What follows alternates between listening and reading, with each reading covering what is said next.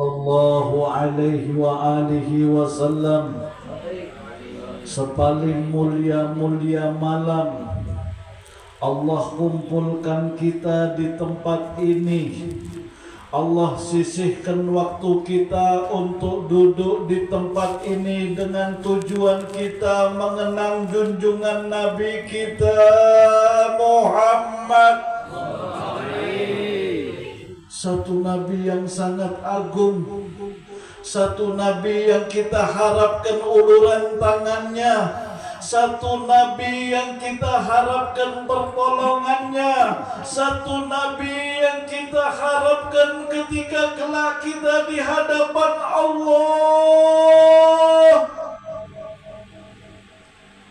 Satu waktu yang akan terjadi kepada setiap manusia, satu waktu yang pasti akan terjadi kepada kita, di mana kita pada saat itu akan berdiri di hadapan Allah. Ya Allah, bagaimanakah keadaan diriku ketika berhadap-hadapan denganmu ya Allah? Bagaimanakah keadaan diriku yang lemah ini ketika harus menghadap kepadamu ya Allah? Satu hari yang dikatakan oleh Allah di dalam Al-Quran, yauma yajma'ukum liyaumil jam'i, hari di mana kalian akan dikumpulkan Allah di dalam hari perkumpulan. Hari itu disebut oleh Allah di dalam Al-Quran Yaumut Taghabun, hari di mana dosa-dosamu akan ditampakkan oleh Allah, hari di mana kesalahanmu akan ditunjukkan oleh Allah, hari di mana rekaman kehidupanmu mulai bayi hingga engkau tiada rekaman itu. Inna rabbaka labil mirsad, Tuhanmu mengetahui segala sesuatu yang telah kau lakukan. Tuhanmu mengetahui segala sesuatu yang telah kau perbuat ya Allah. Bagaimana keadaanku pada hari tersebut ya Allah? Apa yang akan aku pertanggungjawabkan di hadapanmu kelak ya Allah? Apa yang bisa aku persembahkan untuk menyelamatkan diriku kelak di hadapanmu ya Allah?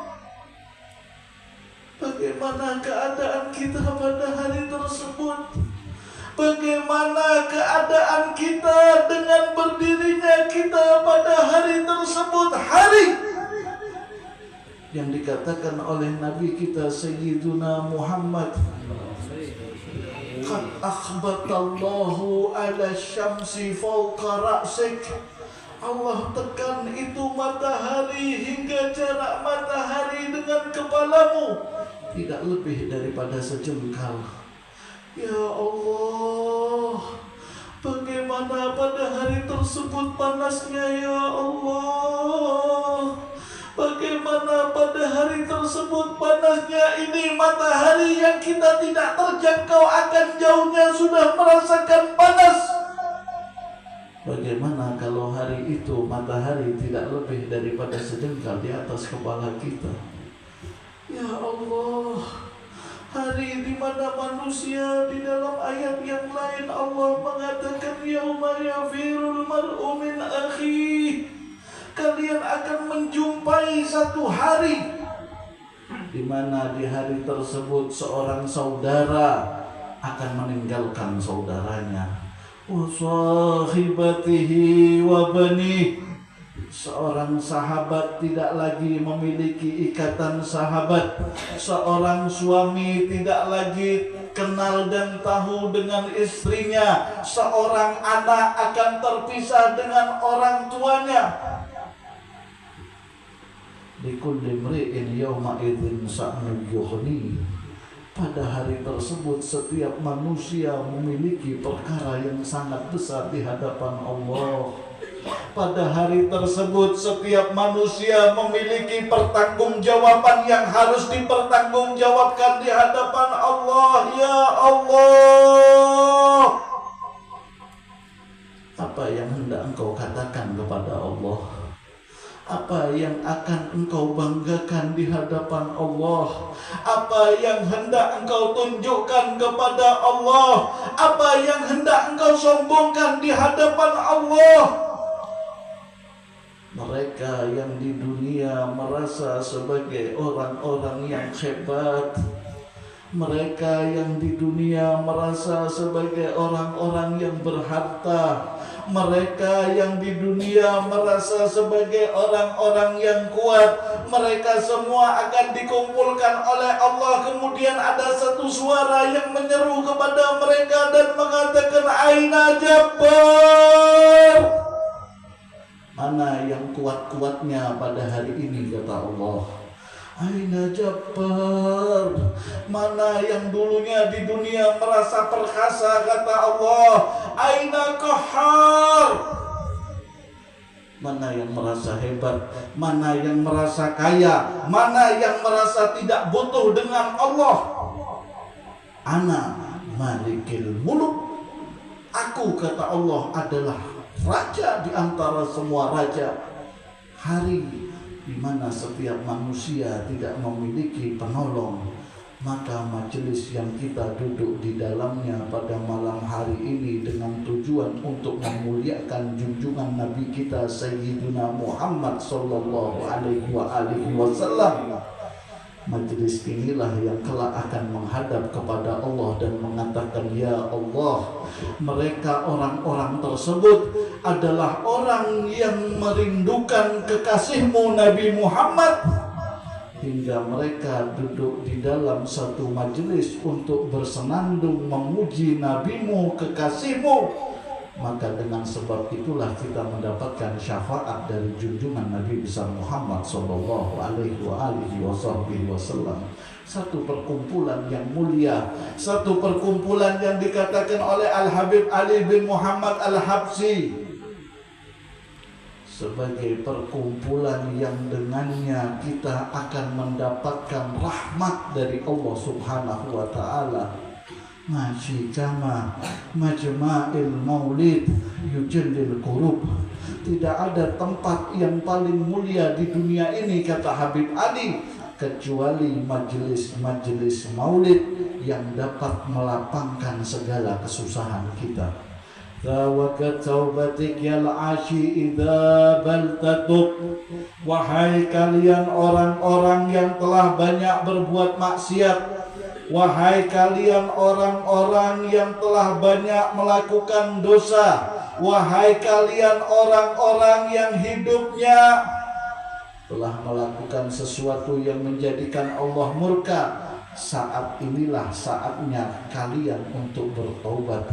Zawaqat aubatika ya syarid idza bata'ub. Wahai kalian orang-orang yang telah jauh dari Allah dan Rasulnya, telah berlari meninggalkan Allah dan Rasulnya, saat inilah saatnya kalian untuk kembali kepada Allah dan Rasulnya.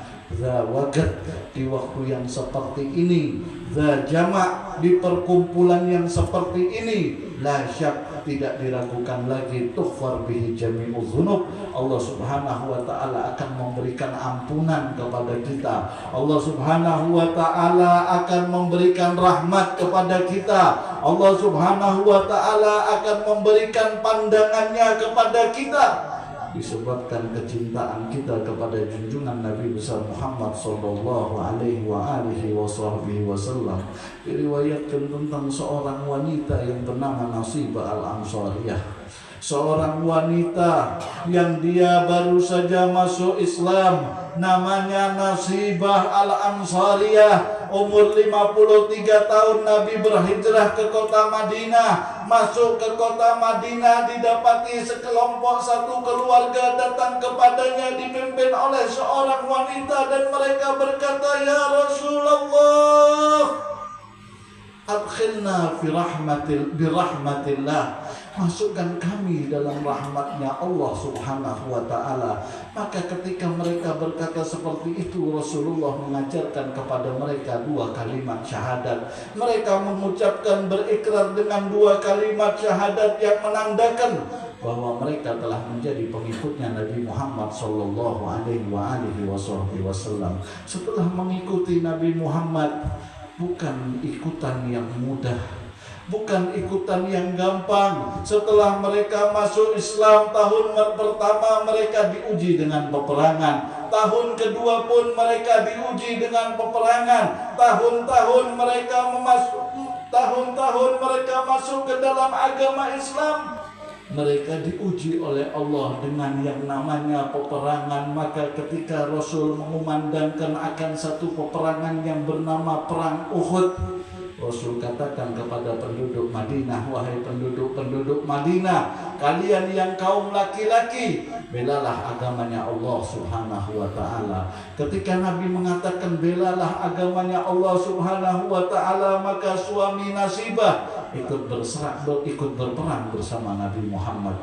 Tidak cukup suaminya, ayahnya ikut berperang bersama Nabi Muhammad. Tidak cukup ayahnya, saudaranya ikut berperang bersama Nabi Muhammad. Tidak cukup saudaranya, maka anak-anaknya pun ikut berperang bersama Nabi Muhammad. Seluruh keluarga Nasibah berangkat berperang bersama Nabi Muhammad. Perang dalam peperangan Uhud telah diketahui bahwa kaum muslimin dalam peperangan tersebut mengalami kekalahan. Ketika kaum muslimin mengalami kekalahan, tersebarlah informasi ini ke kota Madinah. Sampailah informasi ini ke kota Madinah. Sesampainya di kota Madinah, maka berteriaklah perempuan-perempuan Madinah, wa Muhammadah. Ya Allah, apa yang terjadi dengan orang Islam? Apa yang terjadi dengan kaum muslimin? Mereka ketakutan ditinggalkan keluarga mereka. Maka satu perempuan yang keluarganya banyak ikut dalam peperangan tersebut tiba-tiba keluar dari kota Madinah. Nasibah al-Ansariyah, dia keluar dari kota Madinah. Dia menuju Gunung Uhud untuk mencari tahu informasi kebenaran tentang terjadinya peperangan tersebut. Di tengah perjalanan dia berjumpa dengan sahabat-sahabatnya Rasulullah. Dia berjumpa dengan sahabatnya Rasulullah. Kemudian ketika dia berjumpa dengan sahabatnya Rasulullah, dia berkata kepada para sahabat Rasulullah, wa ya ashabin Nabi, kaifa habibuna Muhammad sallallahu alaihi wasallam. Wahai kalian orang-orang yang telah ikut dengan Nabi Muhammad, wahai kalian orang-orang yang menjadi sahabat-sahabat Rasulullah, bagaimanakah keadaan kekasihku Nabi Muhammad sallallahu alaihi wasallam? Mendapatkan pertanyaan seperti itu, maka para sahabatnya Rasulullah berkata kepada Nasibah, wa ya Nasibah, la as'aluki an dhalik, inna abaki wa walaki mat. Jangan kau tanya tentang Nabi Muhammad, jangan kau tanya tentang Rasulullah, jangan kau tanya bagaimana keadaan kekasih Allah, karena sesungguhnya kami dapati ayahmu dan anakmu terbunuh di dalam peperangan tersebut. Mendengar ayahnya terbunuh, anaknya terbunuh, ini wanita mengatakan, Wallahi la as'aluka an dhalik. Demi Allah, demi Allah, demi Allah, aku tidak bertanya kepada kalian akan keadaan ayahku dan anakku, tetapi yang aku tanyakan, kaifa habibuna Muhammad sallallahu alaihi wasallam. Bagaimana keadaan Nabi Muhammad? Bagaimana keadaan Nabi Muhammad, orang yang diutus oleh Allah untuk menjadi penyelamat seluruh manusia? Bagaimana keadaan Nabi Muhammad yang kita harapkan uluran tangannya ketika kelak di hadapan Allah? Yang aku tanyakan, bagaimana keadaan Nabi Muhammad yang apabila nama itu masuk ke dalam hati kita, hilanglah segala kesusahan kita? Maka dikatakan oleh para sahabat, wa ya Nasibah, La as'aluki an dhalik. Jangan engkau bertanya tentang Nabi Muhammad. Jangan engkau bertanya tentang Nabi Muhammad. Inna zawajki wa akhaki kullu matin fi harbil Uhud.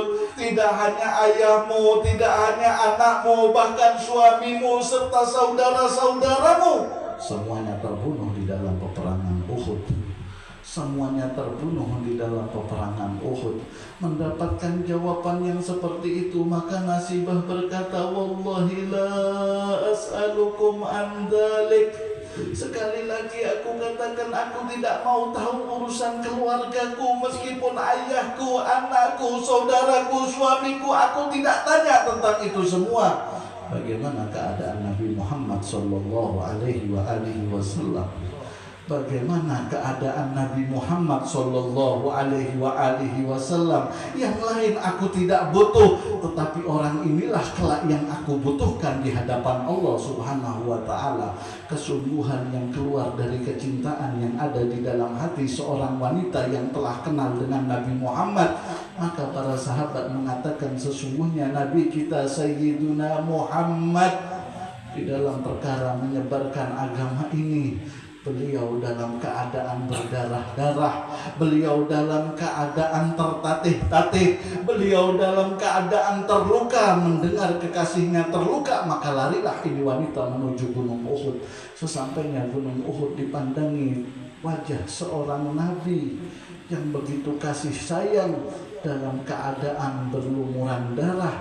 Dilihat kekasihnya berdarah, maka tersungkurlah wanita ini di hadapan Nabi Muhammad dan berkata, wallahi ya Rasulullah, kullu musibatin ba'daka jalla ya Rasulullah. Demi Allah wahai kekasih Allah, demi Allah wahai engkau orang yang diutus oleh Allah, seluruh musibah kecil bagiku ya Rasulullah. Yang penting jangan ada sesuatu yang menyakiti telapak kakimu ya Rasulullah. Kalau ada yang menyakitimu ya Rasulullah, aku tidak akan ridho kepadanya dunia sampai ke akhirat. Seorang wanita yang Allah tiupkan kecintaan kepada Nabi Muhammad karena mengetahui hakikat Muhammad yang sesungguhnya. Ketika seorang wanita diberi dengan perkara seperti ini, maka ada satu sahabat yang lain di tempat yang sama, di waktu yang sama, bernama Qatadah, juga diberikan oleh Allah kecintaan yang sama. Qatadah seorang pemuda, umurnya tidak lebih 17 tahun, umurnya tidak sampai 17 tahun, tetapi ketika dia melihat Nabi Muhammad, pandangannya menjadikannya cinta di dalam hatinya. Pandangannya terhadap Nabi Muhammad, pengenalannya terhadap Nabi Muhammad, pengetahuannya akan Nabi Muhammad, keelokan wajah yang dimiliki oleh Nabi Muhammad, kenabian yang dimiliki oleh Nabi Muhammad, menjadikan pemuda ini cinta terhadap Nabi Muhammad sallallahu alaihi wasallam. Pemuda umurnya 17 tahun, ketika perang Uhud dia termasuk orang yang datang kepada Rasulullah. Dia termasuk orang yang datang dan berkata kepada Rasulullah, ya Rasulullah, ana tabi'uka fid dunya wal akhirah. Wahai Nabi Muhammad, aku pengikutmu dunia akhirat, bawalah aku bersamamu di dalam peperangan ini. Dilihat oleh Nabi Muhammad, pemuda masih memiliki orang tua. Dikatakan, engkau tidak perlu ikut perang ini, engkau berbaktilah kepada kedua orang tuamu. Dikatakan oleh pemuda ini, ya Rasulullah, aku tahu berbakti perkara yang besar ya Rasulullah. Aku tahu khidmat dengan orang tua, bakti dengan orang tua itu perkara yang besar ya Rasulullah. Tetapi aku tidak sanggup untuk berpisah denganmu ya Rasulullah.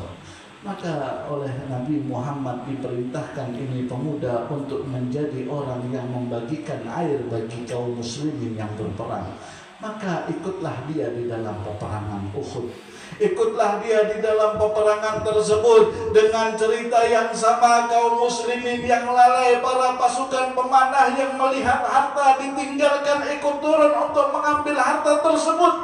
Hingga akhirnya Khalid bin Walid, salah satu panglima daripada panglima Quraisy sebelum masuk Islam dapat mengambil kedudukan yang asalnya ditempati oleh para pemanah. Yang asalnya Islam sebelum itu dalam keadaan jaya ketika mereka terlena oleh harta, mereka dijatuhkan oleh Allah Subhanahu wa ta'ala.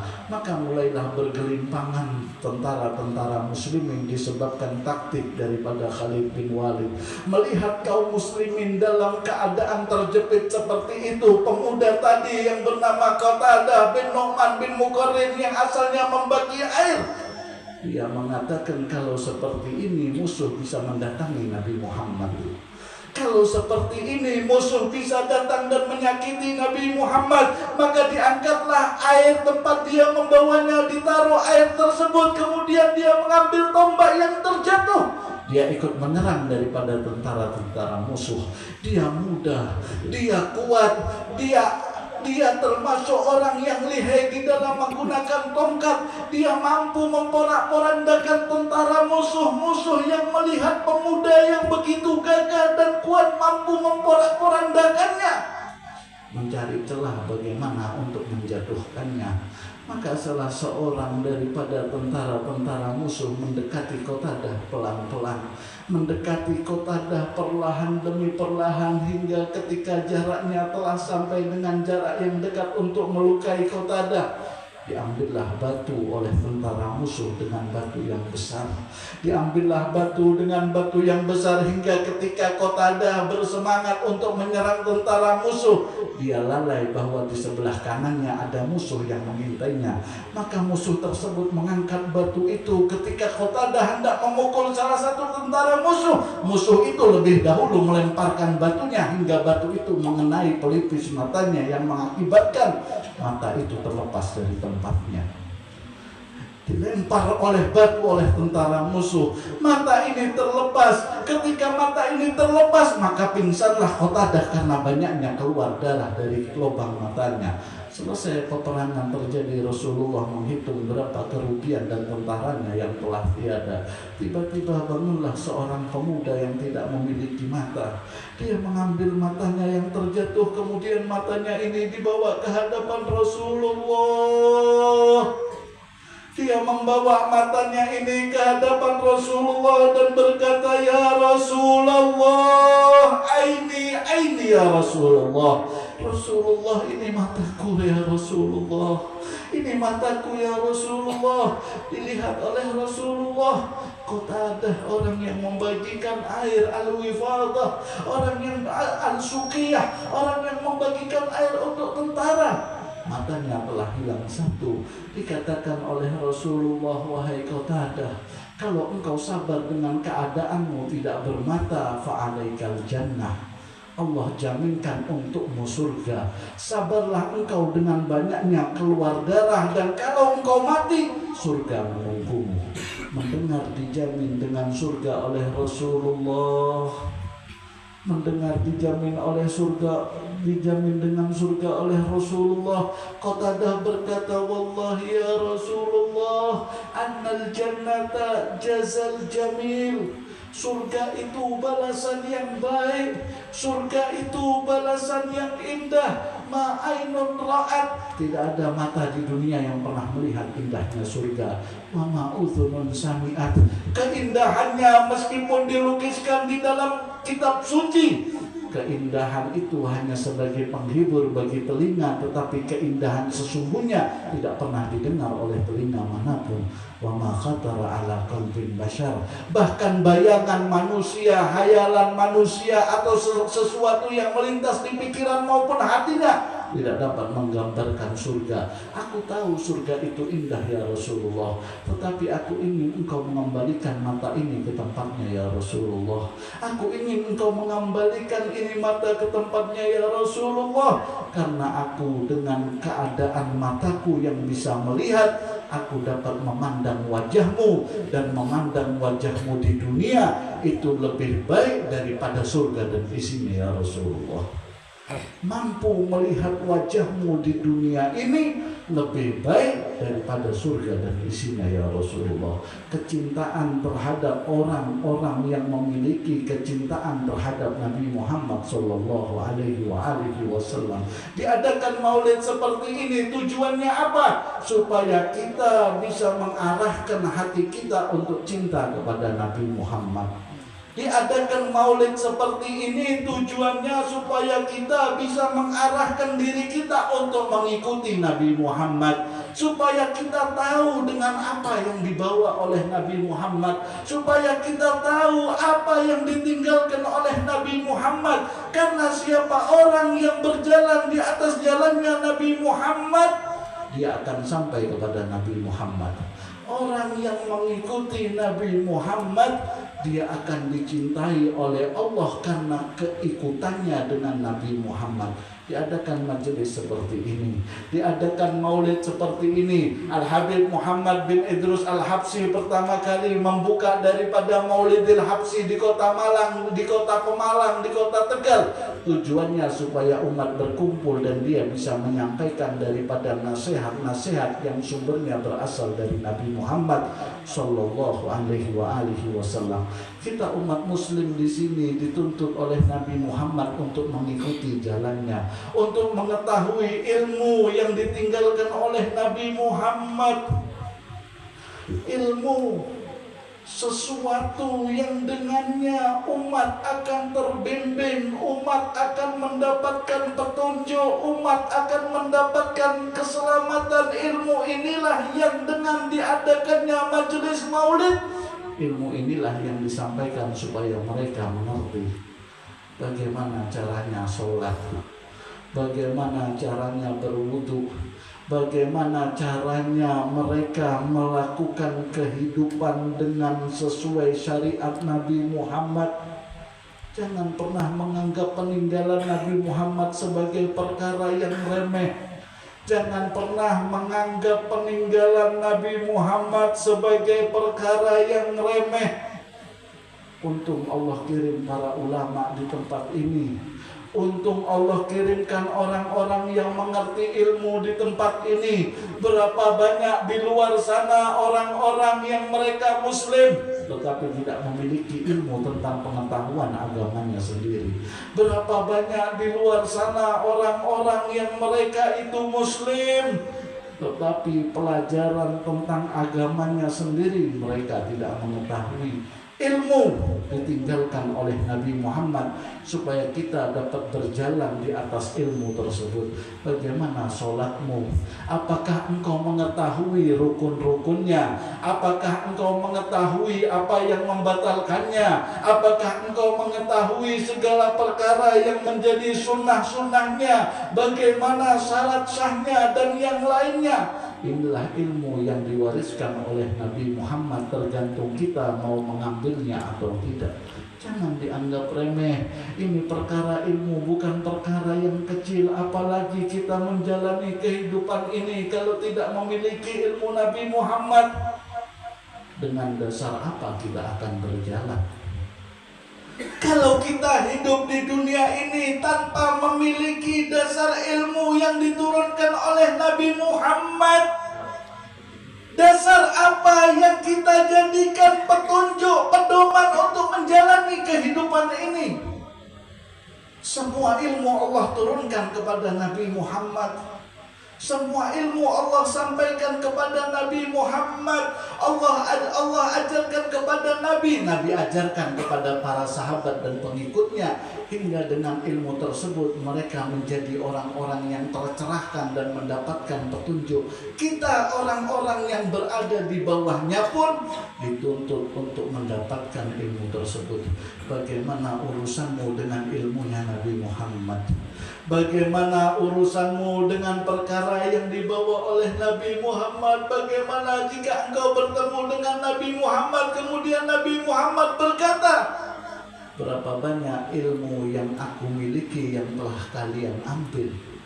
Berapa banyak ilmu yang telah aku miliki kemudian diturunkan oleh pengikut-pengikutku dan kalian mengamalkannya? Berapa banyak orang yang tidak mengerti masalah ilmu ini? Berapa banyak orang yang meremehkan masalah ilmu. Berapa banyak orang yang maaf sampai tua. Kadang-kadang sampai tua. Apa yang akan mereka bawa di hadapan Allah kalau mereka tidak mengerti ilmunya Nabi Muhammad? Untung ada ulama, untung ada tuan guru, untung ada yang mau mengajarkan. Ini adalah ilmu yang dengannya kita mendapatkan keselamatan. Bagaimana sholatmu? Bagaimana urusan kehidupanmu? Yang tua-tua, tanyakan kepada mereka, apakah mereka telah tahu dengan benar perkara sholat yang menjadi mi'rajnya diri mereka ke hadapan Allah? Tanyakan kepada mereka tentang syarat sholat, syarat sahnya sholat yang mereka lakukan 5 kali dalam sehari. Tanyakan kepada mereka apa yang membatalkan sholat mereka 5 kali dalam sehari. Tanyakan kepada mereka yang telah tua, jangan yang muda, yang tua yang akan menghadap kepada Allah. Tanyakan kepada mereka perkara-perkara rukun Islam yang telah diwajibkan kepada diri kita. Dikatakan oleh pengarang Zubat, wa kullu man bi ghairi ilmin ya'malu amaluhum mardudatun la tuqbalu. Segala perkara yang apabila kau tidak memiliki pengetahuan di dalamnya tentang agama, maka apabila kau lakukan, perbuatanmu tertolak di hadapan Allah Subhanahu wa ta'ala. Jangankan masalah yang besar, masalah yang kecil, maaf. Orang Banjar bilang bekamih. Urusan bekamih kita diajari oleh Rasulullah. Masuklah engkau ke dalam WC dengan kaki kirimu, kemudian keluarlah engkau dengan kaki kananmu. Ini adalah ilmunya Rasulullah. Perkara yang kecil tentang buang air kecil saja Nabi mengajarkan. Apalagi perkara yang besar seperti memberi nafkah anak dan istri. Apalagi perkara menjalaninya kita dengan kehidupan. Apalagi perkara dengan sesuatu yang mengikat kita dengan keluarga dan anak keturunan kita. Kayak apa masalah pemakannya? Kayak apa masalah mencari nafkahnya? Jangan engkau sombong dengan hartamu yang banyak. Jangan engkau sombong dengan kepemilikanmu yang banyak. Jangan engkau sombong dengan keadaanmu yang engkau merasa di atas orang lain akan kelebihan harta. Apakah engkau menuntut harta itu dengan perkara yang sesuai dengan ajaran Nabi Muhammad, atau engkau mendapatkan harta itu sesuai dengan nafsumu dan keinginan dari dalam dirimu? Ini bukan urusan kecil. Ini pemakan. Ini yang dimakankan kepada istri. Ini yang kita makan. Ini yang kita makankan kepada anak. Bagaimana, apakah dia tahu tentang perkara muamalah di dalam agama? Bujurlah ingat tahu masalah pemakan ini, apakah dia betul tahu? Ulun begawe kayak apa, begawinya tuh kayak apa? Ini bukan perkara kecil, ini perkara besar. Kalau kencing saja diajarkan, apalagi perkara memberi nafkah, memberi makan anak dan istri. Dikatakan oleh Nabi, orang yang tidak menuntut masalah mencari harta yang halal. Satu saat Imam Junaid Al-Baghdadi yang terkenal sebagai Taifatus Sufiyah, kepalanya orang-orang sufi, paling alimnya orang-orang yang berada di Baghdad, paling alim orang di Baghdad. Seandainya Imam Junaid itu hidup di zaman ini, dikatakan doanya mampu menawarkan air asin, air laut yang asin. Saking makbulnya doa yang dia miliki karena kedekatannya dengan Allah Subhanahu wa ta'ala. Ketika itu Al-Imam Junaid, dia datang kepada seorang sufi yang bernama Sidi Bahlul. Dikenal Bahlul karena ini orang dia menghindarkan dunia dengan dirinya. Satu saat Imam Junaid bertanya kepada Sidi Bahlul, dia datang kepada Sidi Bahlul. Kemudian dia berkata, wahai Bahlul, ajarkan kepadaku tentang ilmu. Maka dilihat oleh Bahlul, engkaukah yang bernama Junaid yang alim dan terkenal itu? Dikatakan, iya, kalau menurutmu itu memang baik dan betul dan benar. Maka dikatakan oleh Bahlul, kalau begitu, kalau memang engkau ini adalah orang yang pandai, aku ingin bertanya kepadamu perihal masalah makan. Maka dijawab oleh Imam Junaid, makan adalah perkara yang diajarkan oleh Rasulullah, sunnah yang dianjurkan oleh Allah kepada setiap manusia. Maka apabila aku makan sebelum aku makan, dikatakan oleh Imam Junaid, aku bersyukur kepada Allah atas nikmat yang diberikan kepadanya. Aku membaca bismillah, kemudian aku mengunyah makanan itu sebagaimana Rasulullah mengunyahnya. Jika aku mendengar Rasulullah mengunyahnya 33, aku pun mengunyahnya dengan 33 kunyahan. Kemudian apabila aku mendengar Rasulullah memakannya dengan 3 jari dan 1 jempol untuk penahannya, maka aku pun mengikutinya. Aku mengikuti apa yang dilakukan oleh Rasulullah. Bahkan setiap kunyahan yang aku makankan ke dalam mulutku, satu kunyahannya aku mengucapkan alhamdulillah kepada Allah. Mendengar jawaban yang sangat panjang hingga apabila telah selesai aku menahan sebagaimana Rasulullah menahan tidak minum, aku pun tidak minum, kata Imam Junaid. Aku bersyukur kepada Allah atas nikmatnya. Mendengar jawaban seperti ini, Bahlul mengatakan kepada Imam Junaid, berarti engkau tidak tahu cara makan yang benar.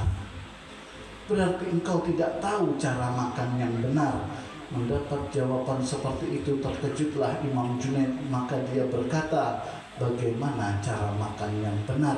Dikatakan oleh Bahlul, cara makan yang benar, yang pertama engkau ketahui apakah makananmu itu makanan yang halal ataukah makanan yang tidak halal. Apakah yang akan kau makan ini perkara yang halal atau tidak halal? Sayyidina Abu Bakar Siddiq ketika mendengar perkara yang syubhat yang masuk ke dalam mulutnya, dia rogoh mulutnya hingga dia muntah dan dia keluarkan apa yang ada di dalam perutnya.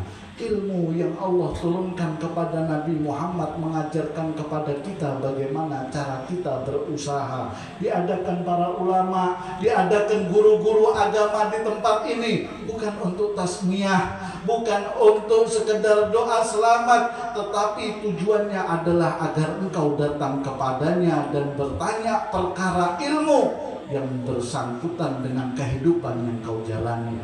Apa ini guru? Bagaimana ini guru? Saya ini tidak punya modal guru. Saya mau pinjam uang di bank guru. Saudara tidak percaya dengan saya guru. Saudara tidak mau bantu dengan saya guru. Teman saya tidak ada yang membantu. Saya tidak punya modal. Saya punya tanah ini mau saya sekolahkan ke bank. Bagaimana hukumnya ya wahai guru? Ini yang harus ditanyakan kepada para ulama. Karena ini masalah pemakan, karena ini adalah masalah rizki yang akan kita nikmati dan kita berikan kepada anak dan istri. Kalau mereka meremehkan perkara seperti ini, anaknya diberikan harta dari jalan yang mereka tidak mengetahui hukum Allah di dalamnya. Dikasihkan uang belanja kepada istrinya, istrinya belanja, anaknya sekolah, anaknya menikmati makanan-makanan di sekolahnya. Semua yang mereka makan itu adalah makanan yang haram, makanan yang tidak ada keridhaan Allah dalam makanan tersebut. 1000 kali kau baca bismillah, kata Sufyan Ats-Tsauri, apabila yang kau hadapi adalah makanan yang tidak diridhoi Allah, bismillah itu tidak berpengaruh pada makanan tersebut. Bagaimana kehidupan kita? Bagaimana urusan kita? Kenapa kita tega berikan makanan yang makanan itu tidak ada keberkahan di dalamnya? Kenapa kita sulit untuk ibadah? Kenapa kita sulit untuk melakukan kebaikan? Kenapa anak-anak kita sulit disuruh mengaji?